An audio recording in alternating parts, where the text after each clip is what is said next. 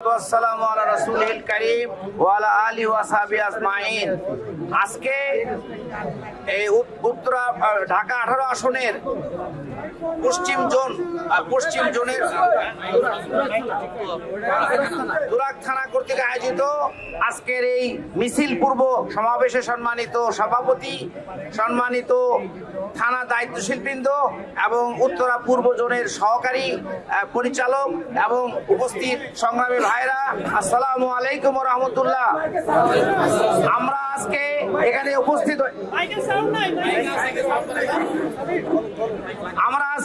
উপস্থিত হয়েছি বাংলাদেশ জামাতে ইসলামীর পক্ষ থেকে গণমিছিলের পূর্বে একত্রিত হয়ে আমরা গণমিছিল করব ইনশাআল্লাহ।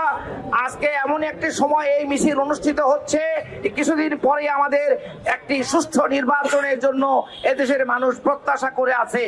কিন্তু যতই দিন ঘনাচ্ছে ততই এদেশের মানুষ বারবার রক্ত দিয়ে এই দেশকে স্বাধীন করেছে, কিন্তু মানুষ সেই তাদের কাঙ্ক্ষিত দেশ এখনো পায় নাই।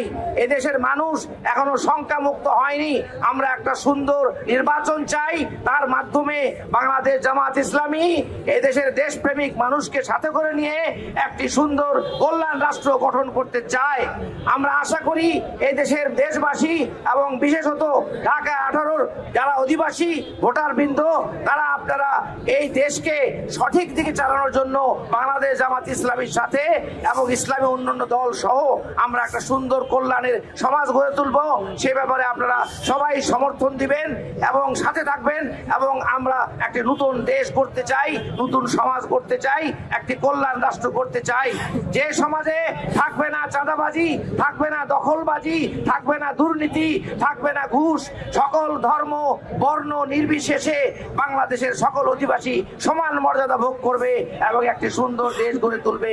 এটাই আমাদের প্রত্যাশা। আমরা সবার সহযোগিতা কামনা করি। আসসালামু আলাইকুম ওয়া রাহমাতুল্লাহ।